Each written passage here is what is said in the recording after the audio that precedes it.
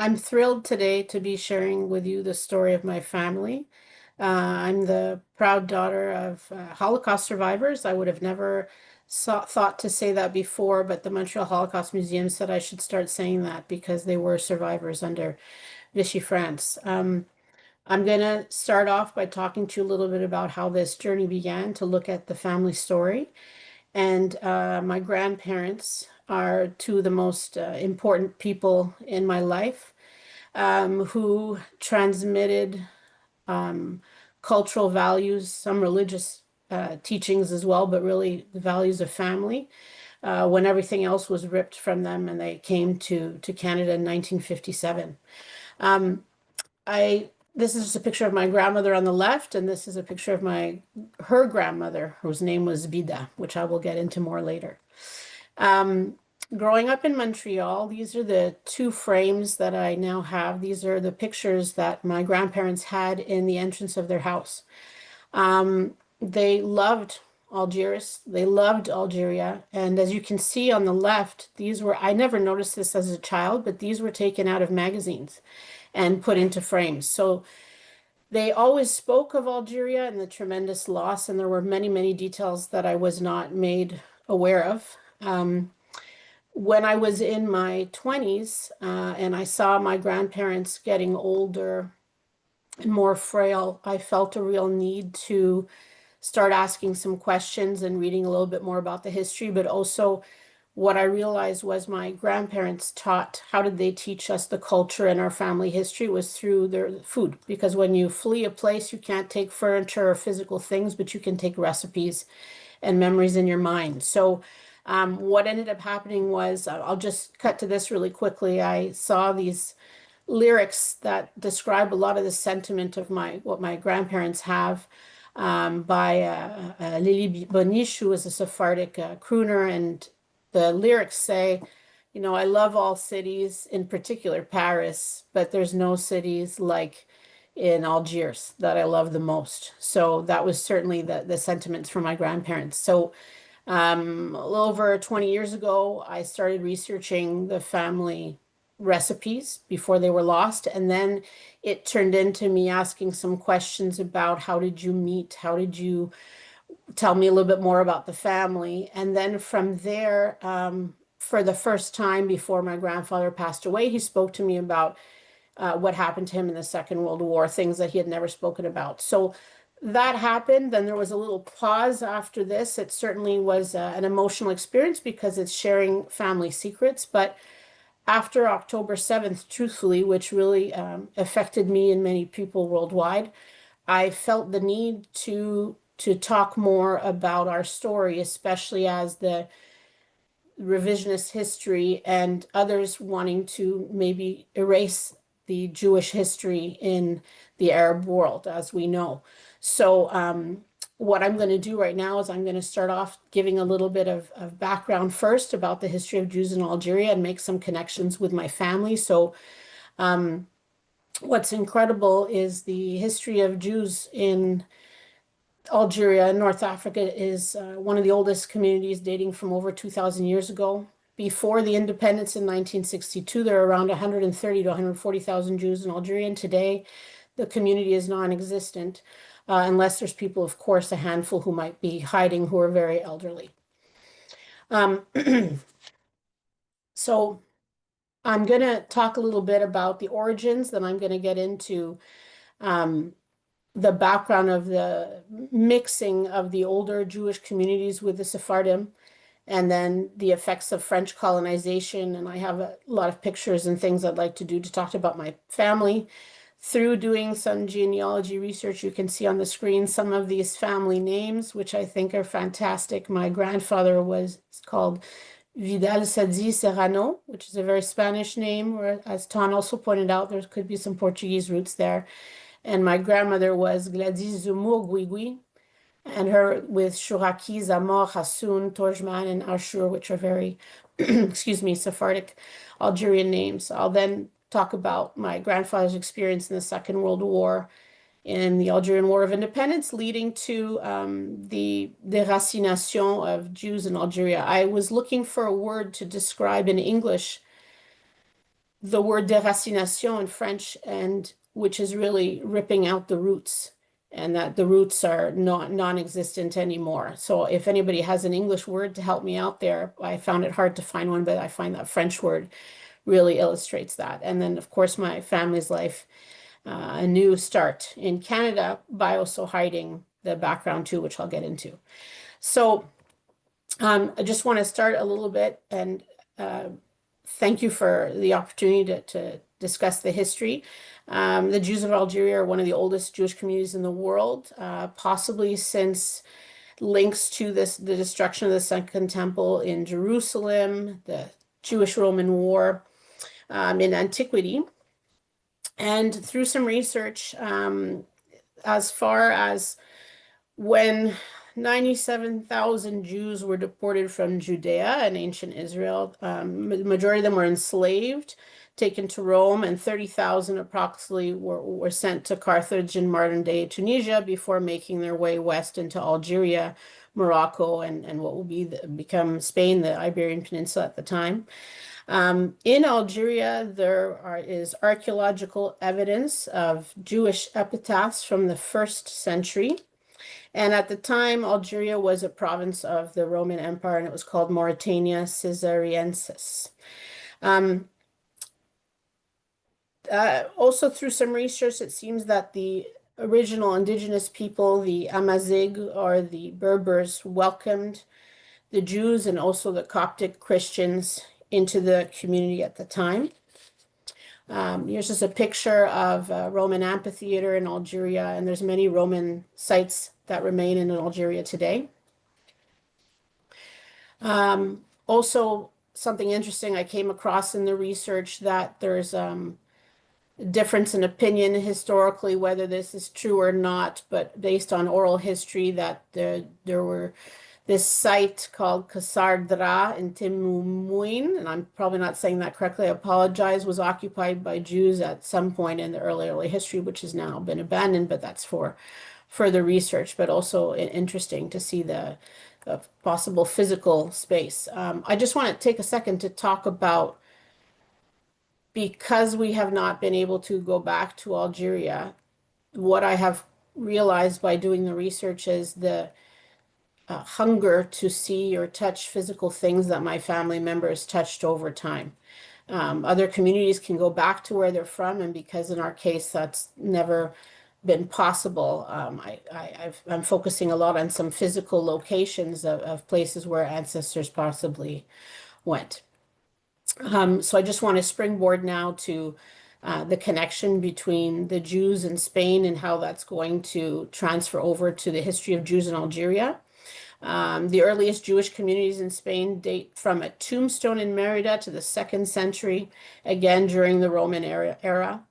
And really, once the Muslim conquest begins, it's going to change the whole region, as I'm sure everyone is aware. And from 711 to 720s, the Umayyad Second Caliphate. So when they spread into the Maghreb in North Africa in 661 to 750, then spreading into Spain. The situation of Jews in the area is going to worsen at that point, and they're going to begin from the colonization and conquest by Arab Muslims. I'd like to talk for a moment about a historical figure that is a little controversial and exciting and interesting, whether there's fact or fiction, legend or revisionist history, but it's certainly a figure who reminds me, if you knew some of the women in my family, of a little bit. So La Cajena or Dia was a priestess and queen and a warrior and a sorceress, and she was the queen of the Judeo-Berber tribe of Jarwarwa, which was matrilineal. And this was an independent Coptic Christian Jewish kingdom in Auris, which is in the mountainous area in Western Algeria. And these were Judaized Berbers. Some historians, of course, there's different ideas about her background, but she's the daughter of Mattia ben Tifan. And in Hebrew, she's been called Ha Kohenet, meaning the priestess. and possibly from an Israeli priestly class. Again, the history of La Cajena is one from oral traditions, and she wasn't actually written about until several centuries later. Um, she's also known as Dia in the local Berber language, meaning a beautiful gazelle. And what she did was quite remarkable. Although most historians do believe that she did exist, of course, it's the details of her life that are contested. But when Mohammed united the tribes of Arabia under Islam and conquered Egypt, then began to spread westward into North Africa and then, of course, into the Iberian Peninsula, the Berber people resisted for decades. There was an Arab massacre of people at Carthage that destroyed the city.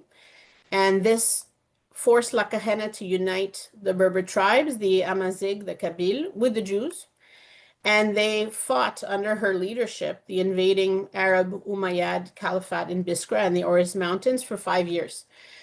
She did something called scorched earth, which was, of course, burning the villages and setting fire to houses and crops to deter the Arabs from taking over those towns. At the end, there was all kinds of legend about if she lived till she was 35, or did she die at 120 or 127 like Moses did in a revolt? And did she die by poisoning or suicide? It reminds me a little bit of the story of Cleopatra, of course. But she's certainly a legend and a symbolism in Algerian history. The Muslim Arabs afterwards called her a sorcerer because of her resistance to adopt Islam. And the French colonialists in the 19th and 20th century romanticized her and made comparisons to her of Joan of Arc. And just on a little note, this is she was written about the first woman who was from a prominent Jewish Algerian family. The first woman to be published in Algeria was Berthe Benichou Aboulker. And she published a play, the first Jewish woman to be published in Algeria in 1933, called La Cajena, about La Reine Berbère, about this Berber queen. So there's a little connection to more recent times. Fast forwarding to the Jews in the 10th and 13th centuries and after the Muslim and Arabic spread through North Africa, Judaism continued, of course. And there was a class of Jewish merchants who had regular contact with Jews around the Mediterranean. And the Jews of Languedoc and Marseille lived in Bougie. This is what Bougie looks like today, which is also called Béjéa in Algeria. There was also the existence, and that was in 1248. There's also the existence of the Jewish road in Tlemcen. And in our family genealogy, we actually have family members who are from Tlemcen. But they're Jewish merchants who were part of the Sudanese gold route and was the final stop before the Mediterranean. And Jewish merchants who were native to the Maghreb and favored by the kings of Aragon had strong ties with the Jewish communities in Barcelona, Valencia, Mallorca, Tortosa. And in fact, the Christian kings sent Jewish ambassadors to the Muslim courts, like Abraham and Samuel Bangalil to Tlemcen in 1786. And initially so we have the first wave of Jews and now meeting Jews who are coming from Spain. And that's all going to change once we get into the Inquisition, which I'll talk very briefly about. This is just an aerial view of what Tlemcen looks like today when you see the mountains in the background. So in 1391, the Spanish pogroms began in Spain, and that's going to really affect the Jewish community and the most violent and widespread outbreak of violence against Jews in medieval Europe. There was extreme violence committed against Jewish communities and mass conversions of Jews to either Roman Catholicism or expulsion. The expulsion of Jews from Spain was in 1492 and from Portugal in 1496. I've heard different figures from scholars about the number of Jews that were expulsed, anywhere from 40,000 to 100,000, and over 100,000 who converted. France initially refused entry of Jews, and of course, we're going to talk about France and Algeria a moment very soon. And initially, Jews were refused entry into Spanish-occupied ports in Algeria and Tunisia and Spanish-occupied ports in Morocco. And then they were allowed to come in, but the coastal sheiks denied entry into the further interior of North Africa. So we can see on the little map here of the movement of Jews from Spain to all the different communities.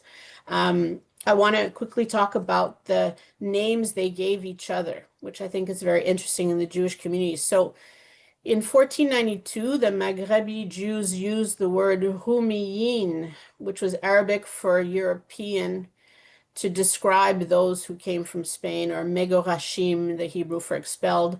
The Safari were also called forasteros, the Spanish word for foreigners, and toshavim, the Hebrew word for local community when referring to the Maghrebi people. There was initial clash between the old communities and new communities of Jews from Spain and those who had already been in Algeria for several hundreds of years, and differences in rituals, languages, and customs. And then we get into what ends up happening, the Sephardic commercial networks that are created across the Mediterranean, which are really going to influence the life of Jews in Algeria.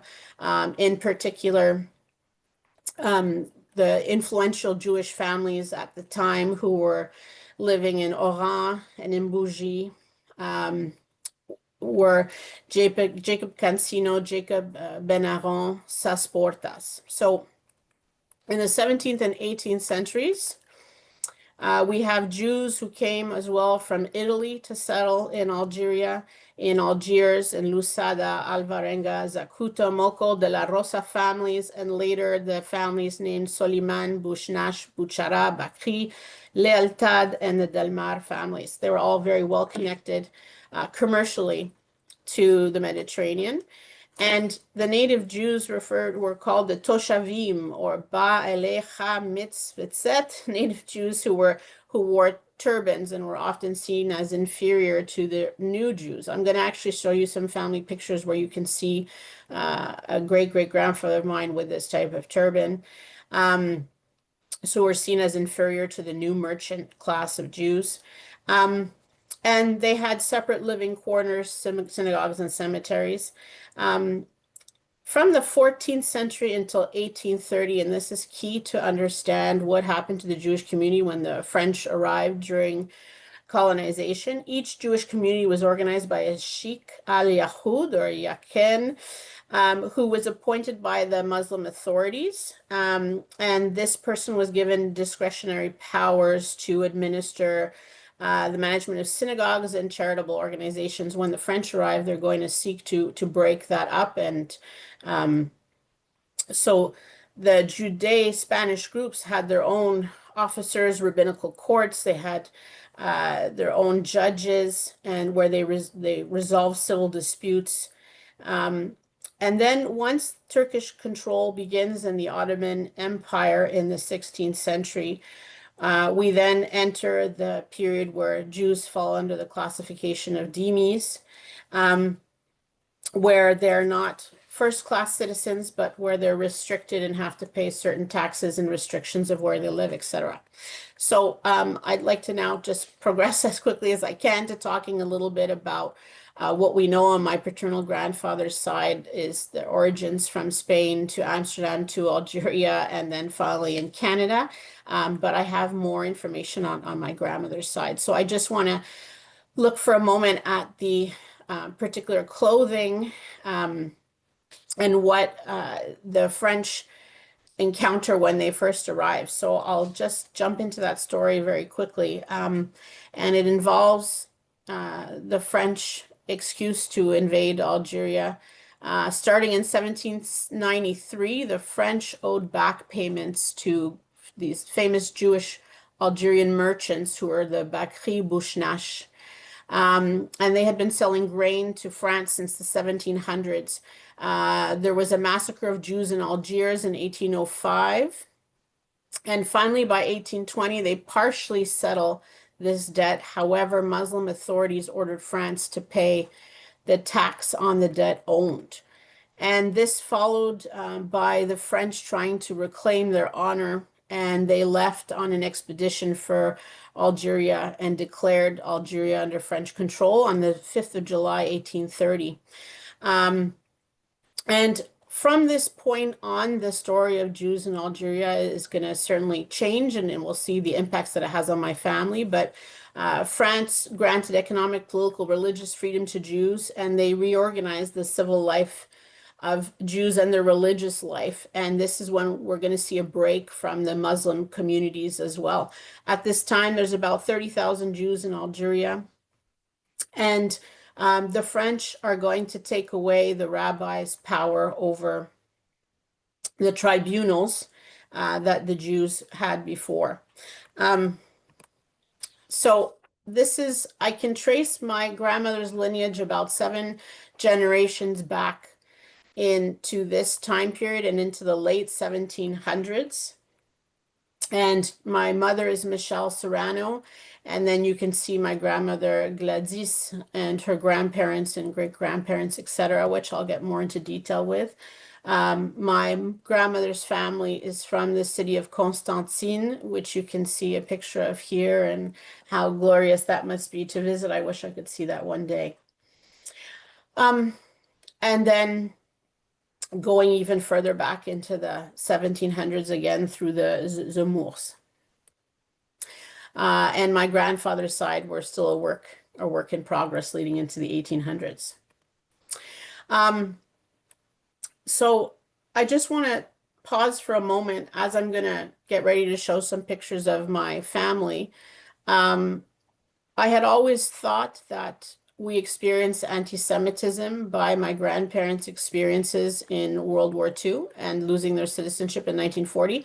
But looking at the family tree and the history, I can see that it's actually several generations who experienced anti-Semitism in Algeria.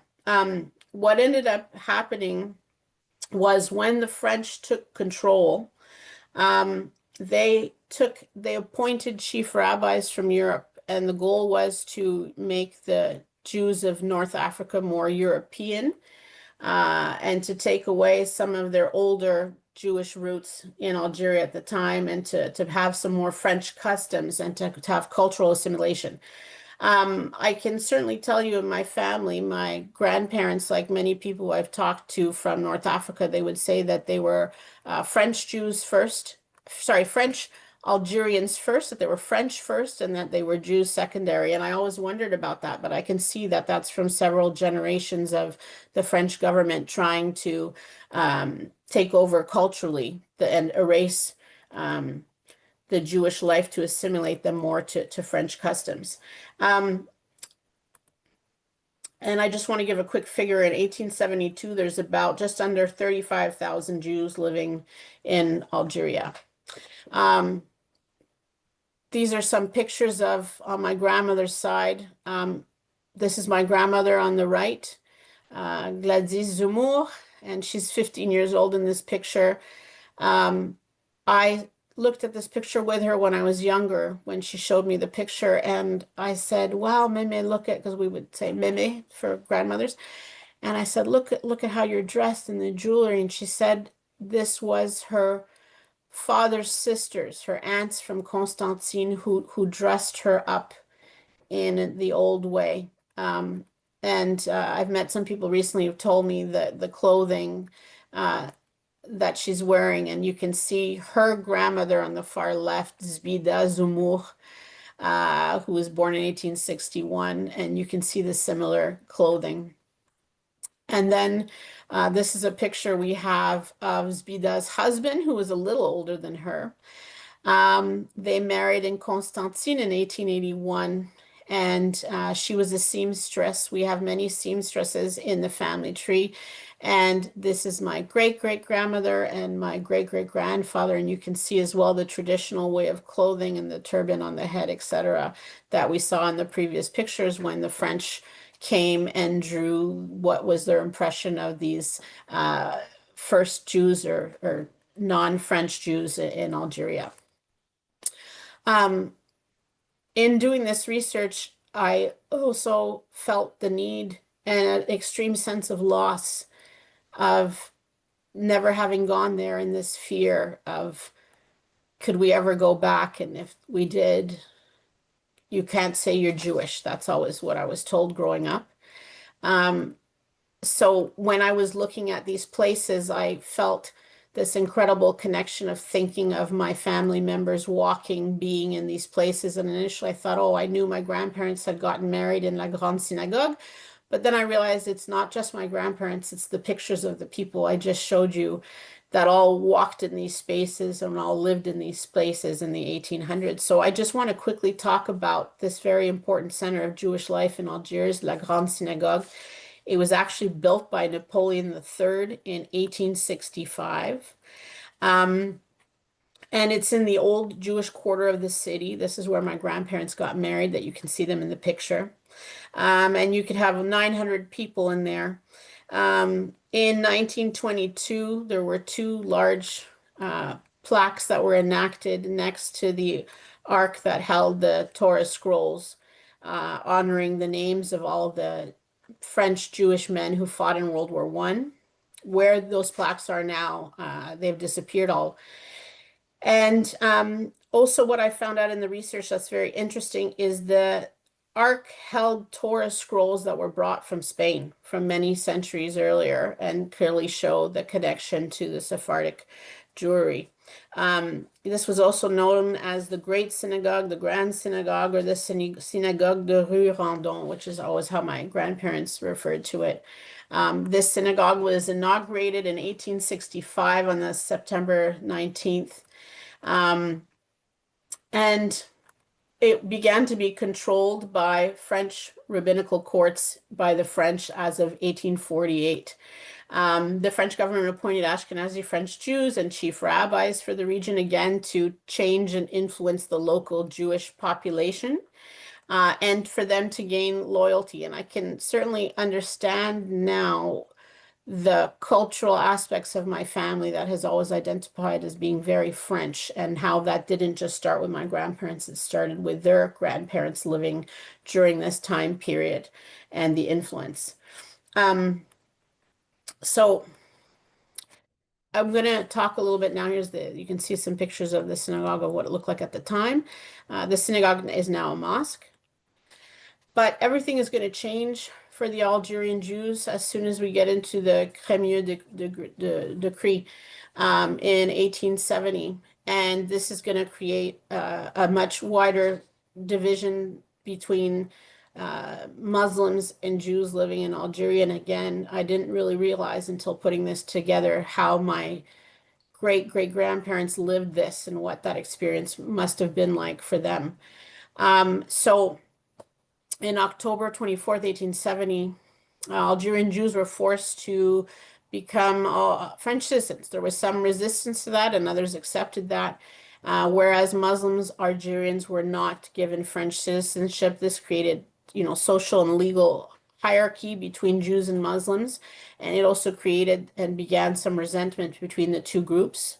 And getting French citizenship would have granted Jews in Algeria access to education and certain privileges and opportunities. But I should mention this was just for the Jews on the coast, on the north coast and the Mediterranean. This was not the Jews in the south, in the Sahara. That was much, much later on. Due to tensions at the time, you have a lot of anti-Semitic attacks that began. There were anti-Semitic attacks in Tlemcen in 1881, 1882, 1897, 1898, in Algiers in 1883, Oran, Sétif, 1897, and Mostaganem. And these all involved looting, killing, desecration of synagogues, and Torahs being used as banners and torn up. So history certainly repeats itself, as we've seen certain acts even to this day and later on in history as we know. This also began a period where Jews were treated as, are they outsiders or are they insiders? And are Jews seen as loyal to the French or not? And this began a very difficult time for Jews in Algeria of racism, anti-Semitism, and they were also segregated in where they lived. These are difficult images to look at. You might have seen these before, but I would really like to quickly talk about what that anti-Semitism looked like. And unfortunately, it's impossible to think that that did not affect my family because they certainly had to live through that. So the whole Dreyfus affair was a captain in the French army by the name of Alfred Dreyfus, who was a French Jew, and he was wrongfully convicted of treason, apparently selling secrets to Germany, and evidence was covered up. He was pardoned, by the way, but it took decades later. And people ran with this story that there was a captain in the French army and a Jew could not be trusted, that he wasn't loyal to France. And you had this writing that was done in 1886 by Edward Drummond. And the demonization of Jews in France spread, which of course spread to Algeria, which was their jewel colony at the time. And the idea that Jews were Christ killers, capitalists, and scientific racism involving the inferiority. And thousands and thousands and thousands of copies were sold of these publications claiming that the Jews were traitors, etc. And Jews, of course, how did that affect them in Algeria, which was part of France, was the lack of progress that they could experience. There was a journal called the Radical Algerian, and in 1883, they published a list of Jewish-owned businesses and Jewish professionals. In the 1890s, Jews were blamed for poverty in this new colony. And at the time, just to kind of illustrate how many people are we talking about, in 1895, there were 80,000 Jews in France and about 40,000 were in Paris, and Algeria had about 45,000 Jews. The Mostaganem Jewish quarter was attacked on May 17th, 1897. Boutiques were vandalized that were owned by Jews in Oran. The mayor of Algiers at the time supported the anti-Jewish campaign, and the French claimed that this was born out of a socialist movement to reform Algeria. Jews began to assimilate themselves culturally and socially, and I imagine this was done for survival, for the need to survive.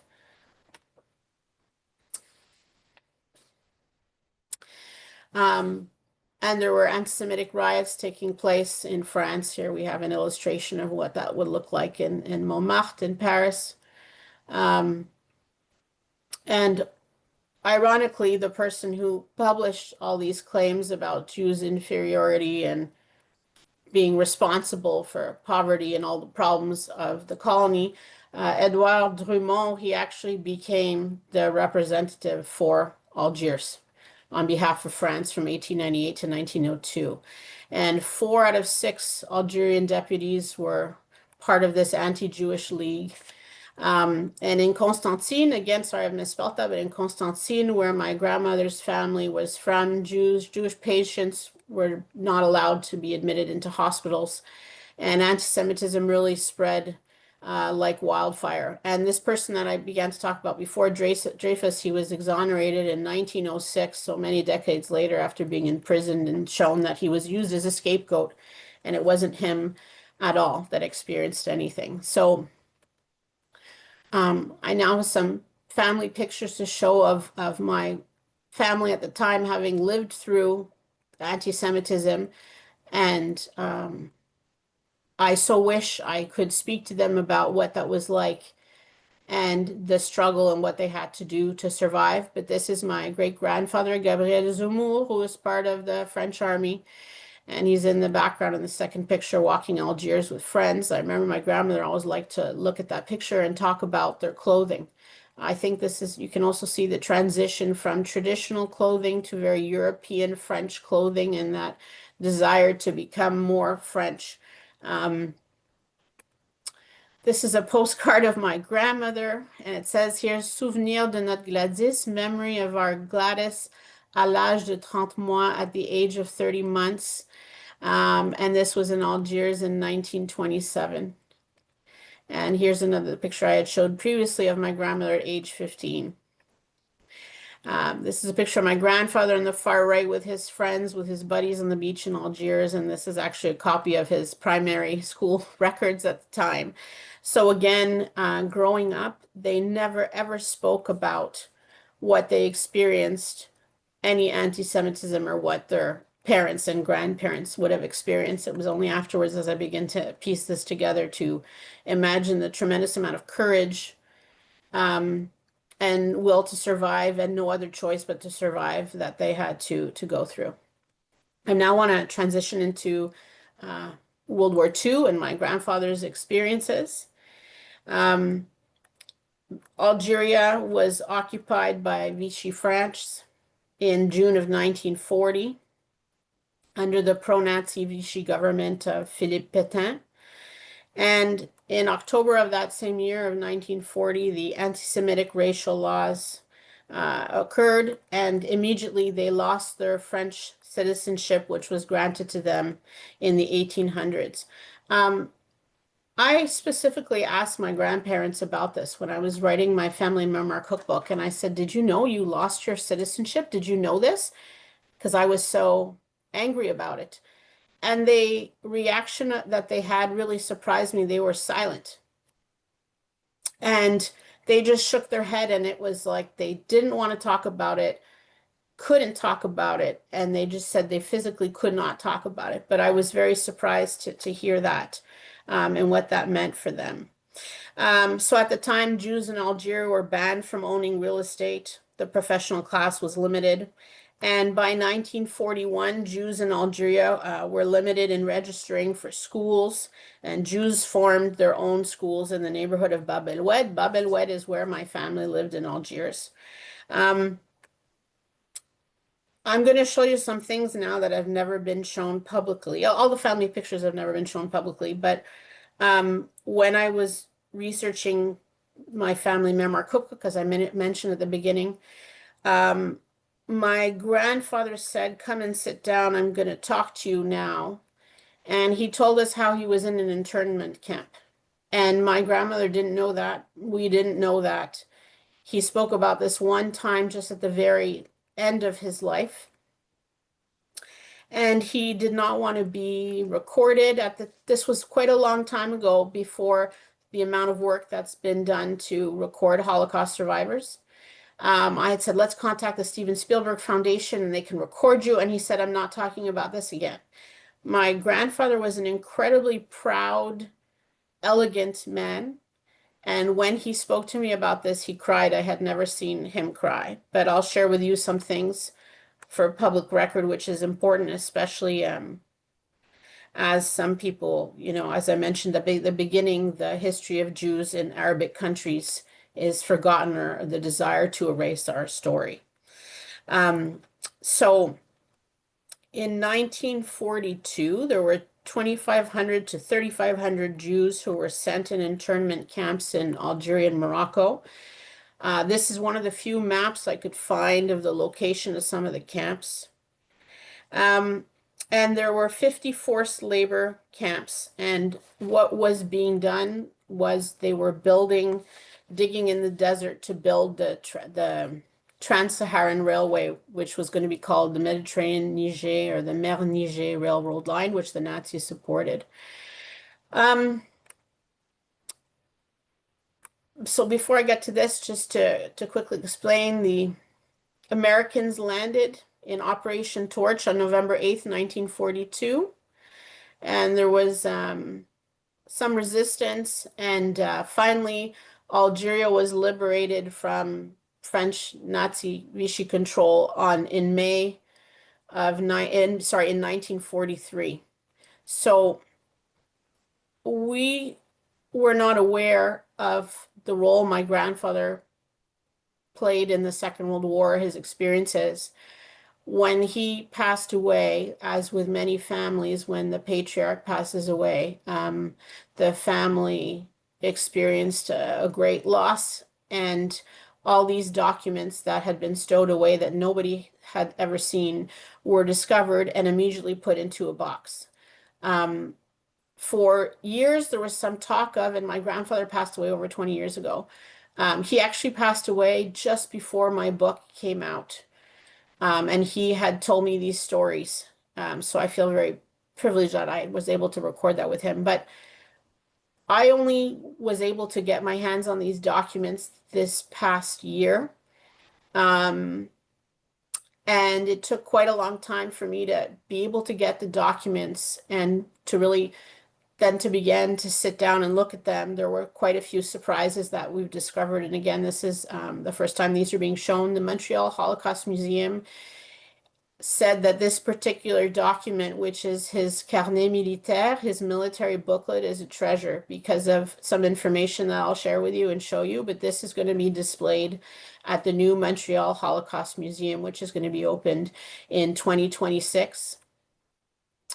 And something also interesting to notice is the spelling of our last name, Serrano. Sometimes it's with two R's, with one R, two R's, one R. So even on his own documents, you can see the double R's and sometimes the one R.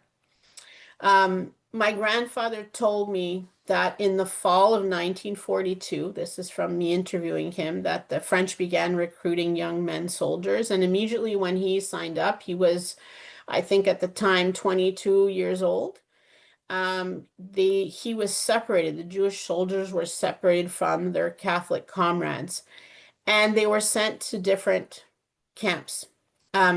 My grandfather told me he was sent to the camp called Wed Jer near the town of El Afroun, and it was him and a group of 100 men. He said it was a lot of his childhood friends. And I didn't write down the names, I should have, but it was different Sephardic names at the time. And he said he contemplated escaping, but they could not escape. They slept in makeshift wooden buildings with no mattresses and no blankets, and they had to bathe occasionally in the red muddy waters in a nearby river, and quickly their uniforms turned to rags.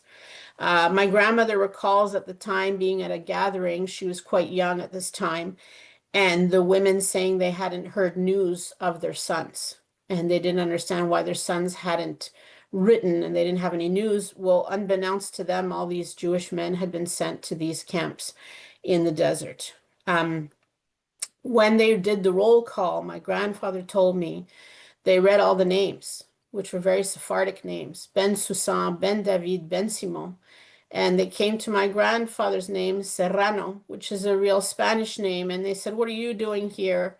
And they said he just played along and said, so they separated my grandfather and they put him to be a cook to cook for the officers, which were his own French officers. And he said this spared him the extreme hardship that his childhood friends experienced digging ditches all day in the sun in the desert. He told me he peeled potatoes and would hide the potato skins in his clothing to then share to eat with his friends and whatever scraps he could hide. He told me they were given one medium round loaf of bread and a can of sardines every day for 12 men.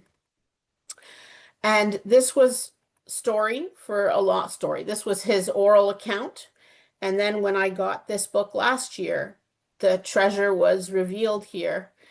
And it says specifically the dates and the name of the camp where he was sent.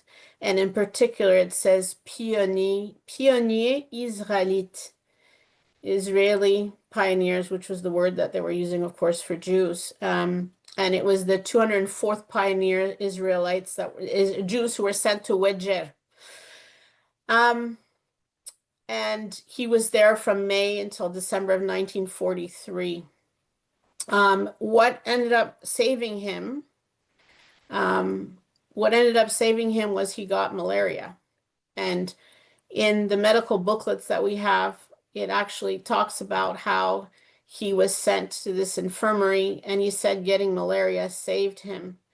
And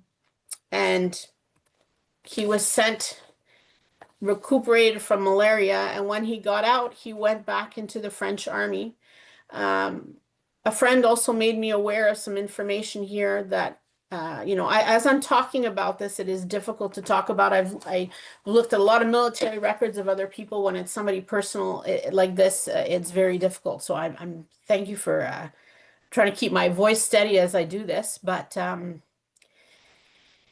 he became my grandfather after that experience and going back into the army. He did a radio stage that you can see in this document in June of 1944. and he finished first out of, I can't, not sure if that's 111 or however men, but his score was 88 out of 100. And this particular friend who has military knowledge said that was an extremely hard and difficult score to reach, so that was really showed the level of excellence that he had at the time. I have some pictures here of my grandfather. I'm not sure if my screen is blocking, but my grandfather is seated on the chair in the middle. He advanced 2 ranks and became a brigadier, which is sort of like a colonel, and he was in charge of several men. And then he's in the far right on the other picture. And here it has his address, and then in this document, in the same militaire carnet militaire, it shows the particular battles that he took place in with the dates when he was at sea in France. So he was then at the liberation of France. He told me how he was with his best friend, and they had to, of course, go through the different towns and check after the Germans had retreated, and how a landmine exploded. His best friend was in the Jeep in front of him, and the landmine exploded, and he saw his best friend blown to bits, and they had to check buildings, and they saw a baby who the Nazis had left crucified on a door.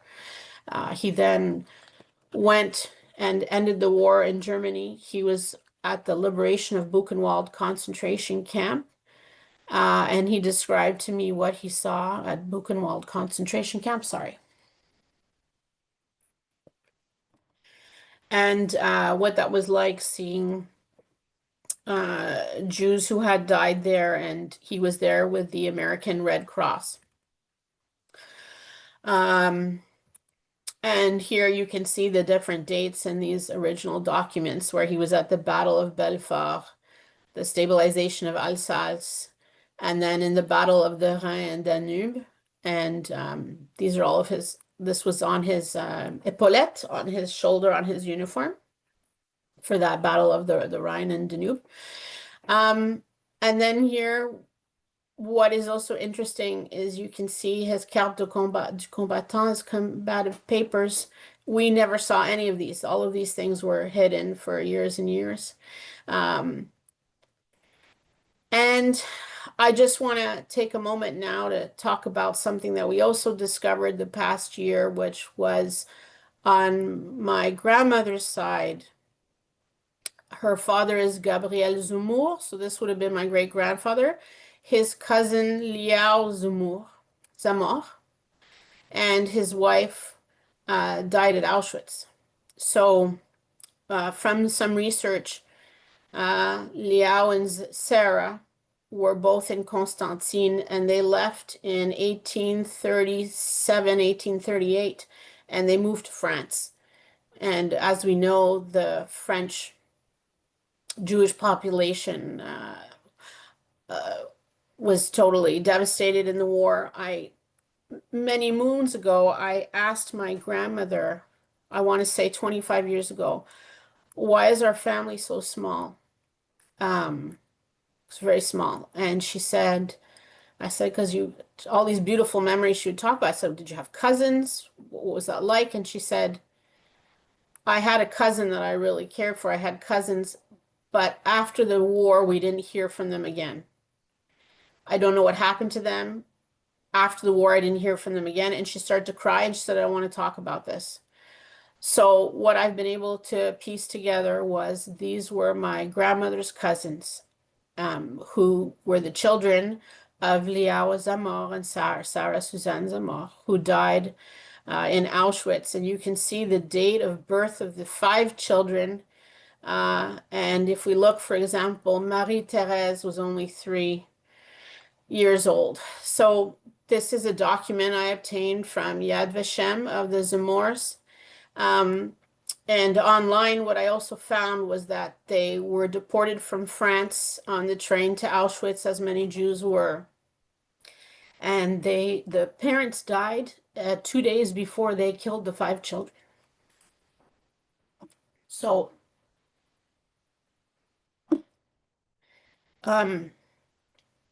after World War II, I often think, how did everybody try to get on with their life after living all these things? My grandparents met. Um, they had a incredible relationship. They were married for 56 years. I'm sorry. And they got married on February 29th. I always remember that date as it's only every 4 years. They got married on February 29th at the Grande Synagogue in Algeria. And here's a picture with their parents, so with my great-grandparents. Um, and I also have a copy of their ketubah and the announcement of their of the publication of their civil marriage that was done at the time to announce the Serrano Zumour wedding. And again, if you look at the spelling of my grandfather's name, Serrano is one with one R. This goes back and forth. Um, this is my grandfather's driving license, his permit from 1949. And again, this is just a few years after the end of the war, and I see his face, and I think, as many Jews and survivors, how they coped with such severe trauma was to just get on with it as best as they could, I suppose. And this was never talked about. And here we have some documents of them after. This is my grandfather in front of his store. You can see his name above the door. It says V Serrano with two R's. So Vidal Serrano, he had a hardware store where they sold different household items in Algiers. And this is another document of my grandmother at the time. And life seems like perhaps they will be able to forget the war, except what is going to happen very soon is, I think, in recent years, I've realized might have been actually more traumatic than what they went through in World War II. This is a picture of my mother with my grandfather swimming on the beach in Algiers. My grandparents had their family in Algiers. My mother and my two uncles were all born in Algiers. And here you have a picture of, you can see my grandfather sitting with my uncle on his lap on the right, and my mom with a big bow smiling. This was at a Christmas party. This was another thing that I thought is very interesting. He worked for this company called Glidin Ripollin Paints, which still exists. And my grandparents often talked about how everybody lived together and how wonderful that was. The Jewish, Christian, and Muslim communities, how they all lived together. So they did Jewish holidays. I know that's sort of an interest for people, as how is their Judaism. They did different Jewish holidays that we, of course, did, but that was always something very private in the house, that we would do Rosh Hashanah, Yom Kippur, and Hanukkah together. But in this, you can see the Christmas party that they had together. This is the apartment where they lived in Algiers. And some more documents from just before things get really bad during the War for Independence. I want to show you some pictures of my mother in elementary school, and also the names that you can see. First of all, the mixture of kids. My mom said she remembers in her classes, everybody was mixed together. So there's my mom in the back row. There she is in the back row again. And here she is. This is actually, it's difficult to see, but it's 1956, and they left in 57. So at this time, they were experiencing a tremendous amount of terrorism. And of course, the trauma inflicted by that, and the bombings and urban terrorism, which I'll talk about in a moment. This is the school program. And I just want to point out the variety of names. You can really see how you have the mixture of everybody together. And you can see, Arabic names, Italian names, French names, Jewish names here all together. And here, my mom got the Prix d'Excellence, you can see the different mixture of names, and what that community was like before it was all torn apart. So I'll talk a little bit now about the War of Independence as quickly as I can and how that affected my family. So basically from 1954 to 1962, the movement to gain independence from France began, and that was through the Front de Libération Nationale, the FLN. I asked my grandfather about this because he participated this. His job was to protect the neighborhood where they were because there was a lot of attacks and things like that. And my grandfather told me how badly the French treated the Muslim community. And he said the Muslims were treated so terribly that they had to fight to get more rights. But what ensued was a very violent period of guerrilla warfare and urban terrorism. And it was so terrible that my family had to flee in 1957. I'll share with you a couple of things. Um, my grandparents had told me they were supposed to go out. They were fantastic dancers, by the way, but they were supposed to go out and see an orchestra and music, and for whatever reason, they didn't go. They were tired. And that night, there was a bomb in the orchestra pit, and several of their friends had died. Um, my uncle told me when he came out of kindergarten on his first day, he looked up and there was a person who had been hung between two buildings.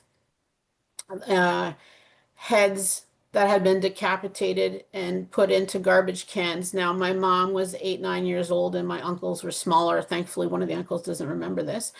But seeing many times the terrorism and the violence and the death and explosion as children was extremely traumatic. And obviously, for my grandparents having children, I can't imagine what that was like. The final straw that pushed them to leave was when they went to see a soccer game at the stadium, and my grandfather, I remember him describing this to me. He said he couldn't believe that they bombed their own people. So there was bombs that were put where the vendors were selling foods, and the Muslim Arab men were killed, and they saw the bodies blown up and the literal on the concrete steps, the blood going down the concrete steps like that. And that was the final straw of them saying, we can't stay here anymore. So my family left in 1957. Um, and what ended up happening in Algeria, they assassinated 2 Jews in 58. The Grande Synagogue, where my grandparents and many family members had interacted and been and had gotten married, was desecrated and attacked in 1960. And they went on to defile different Jewish cemeteries in Oran, killed a Jewish man in 61 in Rosh Hashanah. And before independence was declared on July 5th, 1962. In total, 900,000 people fled, of which 130,000 were Jews. And this was an extremely violent war of independence. The numbers of how many were killed are differ, but it seems to be around 1 million people died between 54 and 62 in the quest for independence. And the atrocities committed by the French army against the Arabic population have been documented and sort of hidden and not acknowledged by France for a very long time, but were absolutely atrocious how the mistreatment and violence against the Muslim community. When independence occurred, there was a lot of debate about, are the Jews colonizers with France, or are the Jews native like us?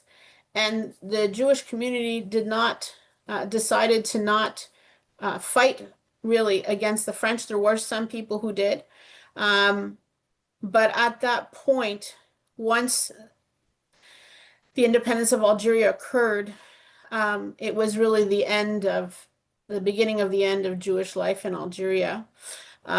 Some Jews who stayed ended up leaving by the 1960s and 70s. When they desecrated that synagogue, they apparently wrote on the walls, "Death to Jews," and swastikas were there, and there was 2 days of riots against Jewish shops. What happened to the Torah scrolls that were in that synagogue that come from Spain? this interesting story that I came across. And again, I think my family members were there. They married there. They might have touched or kissed those scrolls. The scrolls were taken out, uh, and they were separated, and those scrolls were actually reunited in 2019. So very, very recently. Part of the scroll ended up somehow in France, and another part ended up in Spain. And part of this old scroll ended up being back together. I'd like to do more research on that because I think that's certainly interesting to be like what happens to all the religious life. Um, so I'll show you just as quickly. This is a picture of my grandfather at this time. You can see he's a little bit older than before. And here he is in the middle. Something I think about often as I've unfortunately experienced anti-Semitism since October 7th, and that's really spurred my interest and motivation to talk about this and to share our story, as others would like to erase the history of Jews in Arabic countries, as more than 900,000 Jews, close to 1 million, were forced to leave all Arabic countries after the creation of the State of Israel. I often think of what my grandfather told me, and a memory that my uncle has of when they were defending the neighborhood at this time from different attacks, that a grenade was thrown into their apartment. And my grandfather bent down, picked up the grenade with his bare hands, and threw it out the window. And I think to myself, if my grandfather was doing all these things and what he did in World War II, I also have to fight as well and can't be afraid, or in those moments where I am afraid, or when I have been afraid or upset by all the anti-Semitism that we see in the world today, especially it's been very bad in Montreal and in Canada and in other parts. I think of what my grandfather did to always fight for his family, and that we must fight and we can't allow these things to happen. So that's the end of Jewish life in Algeria. And because of the company that he worked for, Glidden Ripoll, these are actually the documents that they wrote, a document saying that he was a good worker and that he could go work at their office in Montreal. And also because they spoke French, hence the reason they went to France initially for a few months, but hundreds of thousands of people went to France, so they came to Canada. And this is their immigration document that they got from the government of Canada to come. Canada accepted them as refugees, thankfully. And they came here in 1957. What's interesting in this document is you can see where it says ethnic origin Israelite. And it says, which is the reference for Jews when they were accepted to come into Canada. I just want to pause for a second. I won't play the song. I know we're tight on time, but this is a song that my grandparents, when they would play a lot of music when I was growing up, and they had all the albums of Enrico Macias, who's a famous Jewish musician from Constantine. And this song in particular, I've put the lyrics out. I find it's very difficult even when I listen to this song, but it talks about having to leave. My grandmother described to me when they went on the boat to leave and they left with their suitcases. They were hopeful that they would go back one day to Algeria. They always thought when they came to Canada that somehow France would restore order and they would go back, and that never happened. So the lyrics of the song are very difficult about and I think anybody who's had to flee their country, the loss of life. And when I think, I'm not just talking about a couple of generations, really, the Jewish history in Algeria is for over 2,000 years. So it was the end of Jewish life in Algeria. Oops, sorry. I don't know if that, I'm going to just go to the next slide.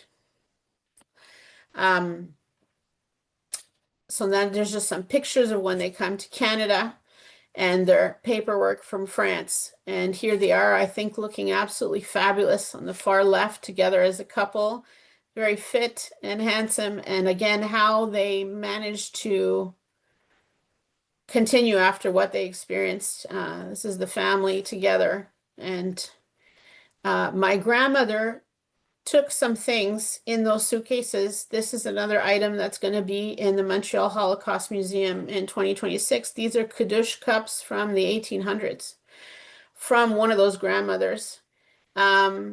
And again, they're going to be restored, but the Montreal Holocaust Museum is going to be displaying some of the Kiddush cups. I was told by the Montreal Holocaust Museum that they don't have anything from Jews from Algeria, so we're doing long-term loans. I also had a very difficult experience of leaving these items because I felt like it was, I can kind of, I won't get into detail, but the intergenerational trauma and what that is about has certainly been made clear to me, and the loss and the fear. So these are now at the Holocaust Museum. These are a couple of pictures of my grandparents. I'll quickly talk about their life in Canada, what they did afterwards. It's in the 1960s. My grandfather became a maître d'. He worked and was one of the founding teachers of the Montreal Institute for Tourism. But I'd also like to point out something else is his name. His name has been changed now professionally from Vidal Sadi to Vincent. And why was this done? To have less, to maybe to fit in with the French culture, but also to not be seen as a Jew. I think that's for sure evident, is to have to separate and to try to move on and be French. So he was part of the foundation of the Montreal Institute for Hotellerie, which is a very big hotel school in Canada. And he was the maître d' and taught students and how to do service. And here he's in the back in the middle and standing there on the side.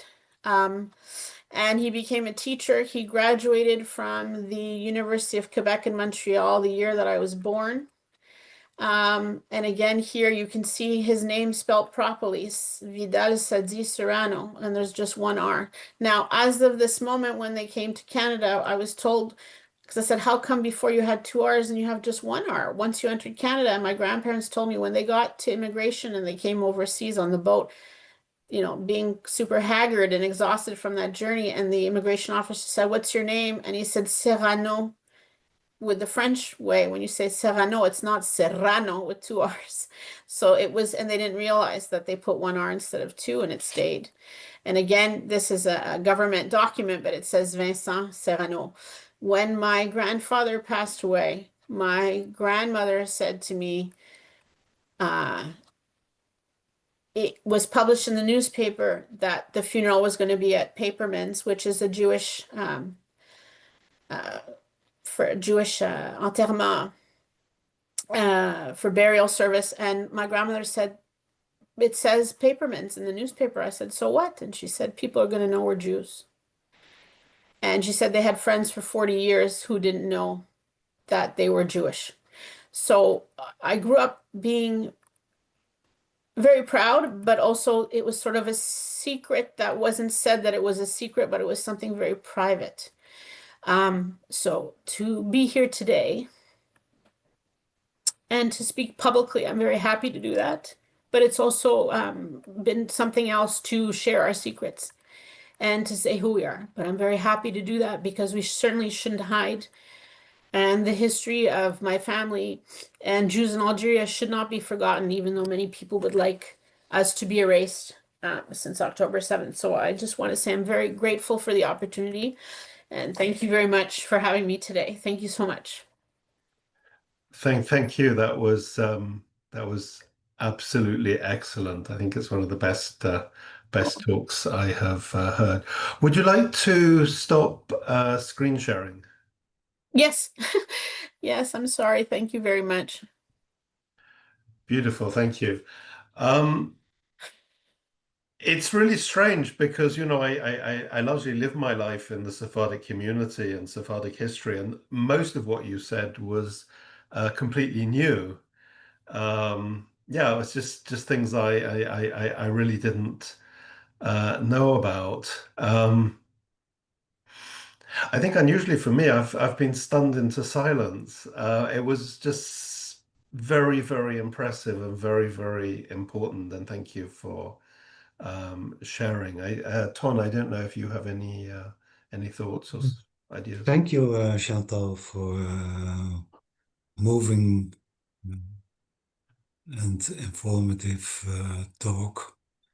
Um, yeah, I'm without words at this moment.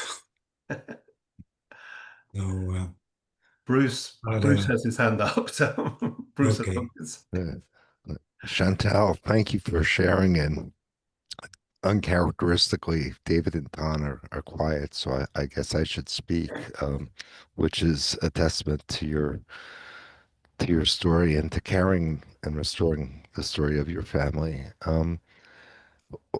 Like you, my grandparents, who came from my paternal grandparents from Ukraine, from Donetsk, um, and my maternal grandmother were very reticent to share the stories going backward, and that you have this physical evidence aside from your own research is quite remarkable.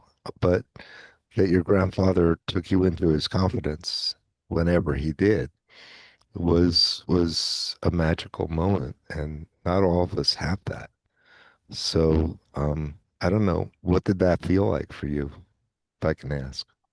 Um, you know, when I was in grade 7, I did a project on the Holocaust. I'm a history teacher. I guess I did this project on the Holocaust, and my mom said, "Do you want to, let's bring it over and show your grandparents." And I remember clearly they looked at it and they were silent. And it was like, don't ask, we don't talk about this. But they looked at it, and that was it.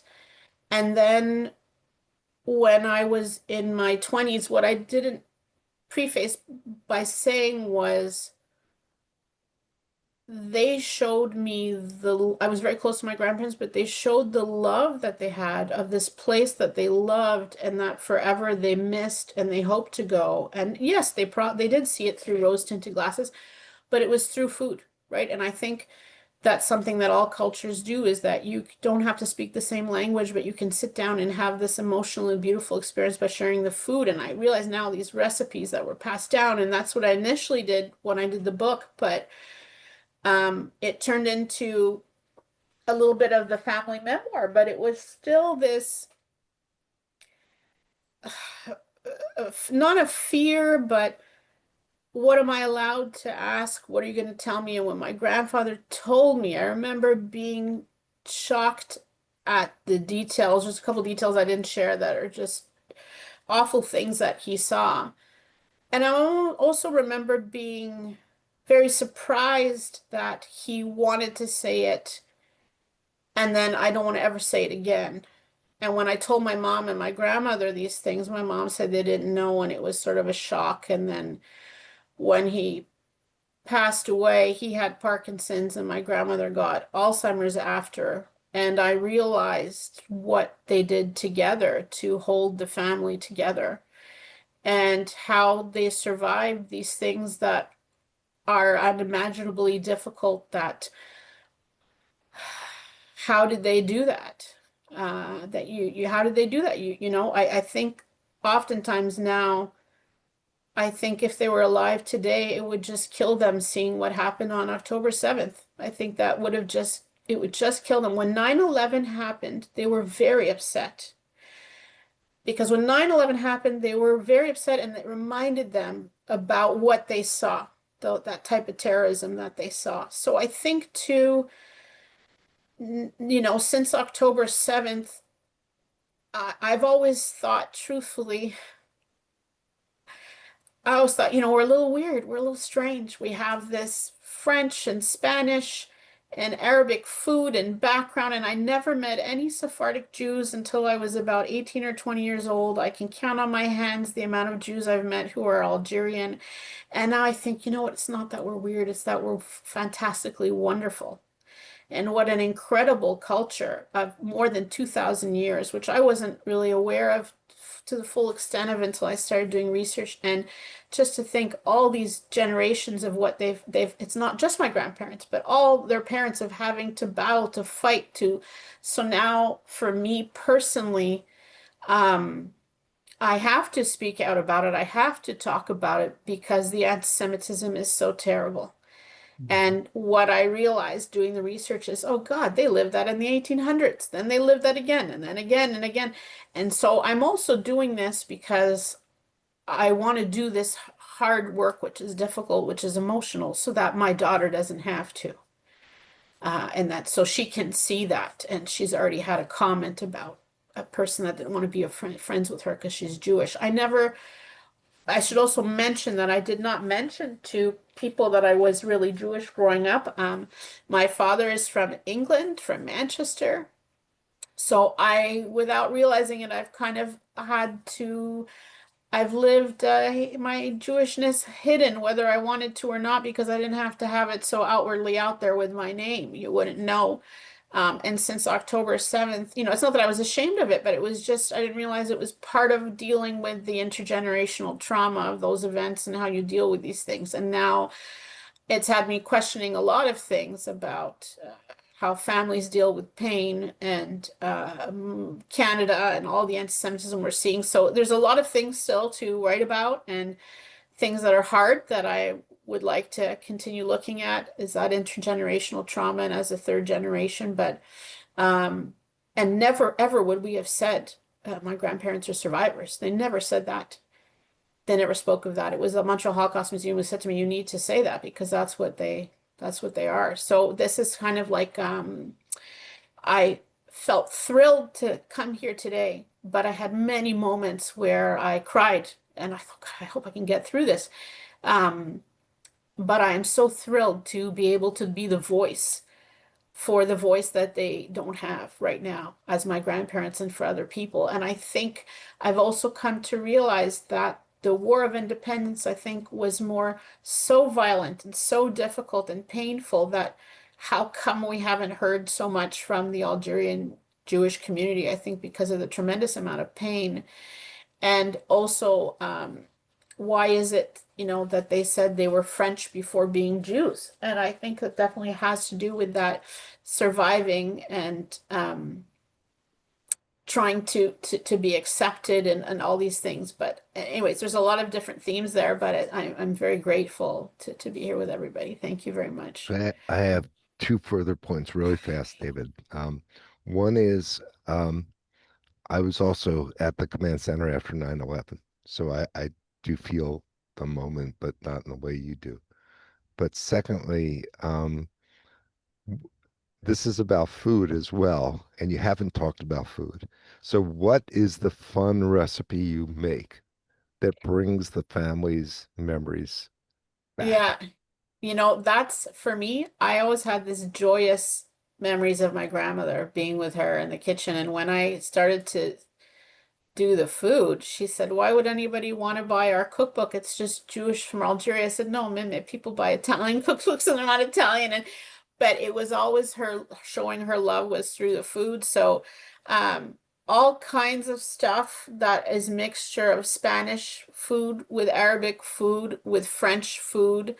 Um, and especially what they would make when it was time to break the fast for Yom Kippur, what they would make for uh, during Rosh Hashanah.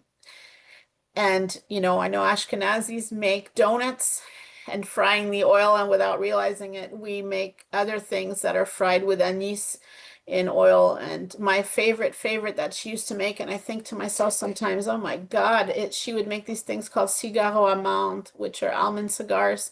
So back in the day, today you can buy phyllo dough. She would make the phyllo dough.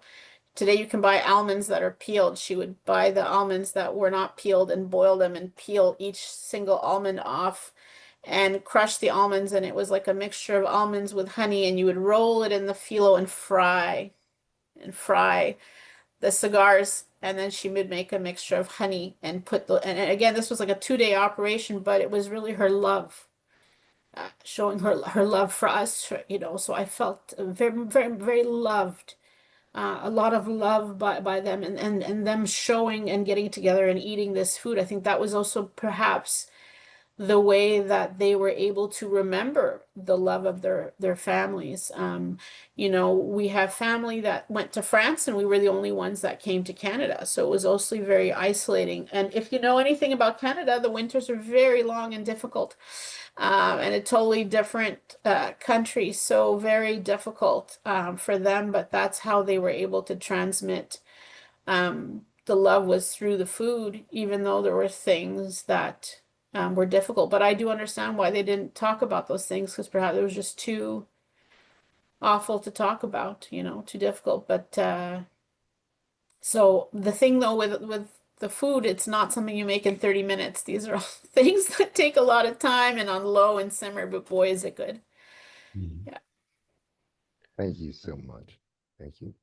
Are you planning to, oh, I hope hopefully you are planning to actually, when you finish this research, to write it up in a book, because it's very valuable history. I mean, before this meeting, when we were talking, we were saying that, of course, most Algerian Jews and their descendants today are in France and in Israel. So to have this written in English would be extremely valuable for us. I would like to. I'll definitely talk to you more about that, David, and you'll give me some tips on how to go about doing that. I would like to. Another idea I have, truthfully, is I would love to retrace the steps of my grandfather's journey in World War II and go through the towns and where he went through in France and where he ended up in Germany. I'd love to go back to Algeria and actually see the places, walk in the spots where they were. I often wonder what's happened in the cemetery, who's looking after my great great grandparents who were there in other generations, who's taking care of my people in the cemetery there. I think about those things. I'm not sure. I think there's still a fear of, can I go? Would it be okay? Versus you can't tell who we are or what we are. So I'm not sure, but I would really like to do that. I really feel the need to go and see to see where we're from. Thank you. Yes, when we were talking before the meeting, we mentioned the Cercle Généalogique Juive de France. I think you should contact them. They have groups dedicated to North Africa, and they hold regular meetings. And I think they want to hear your story.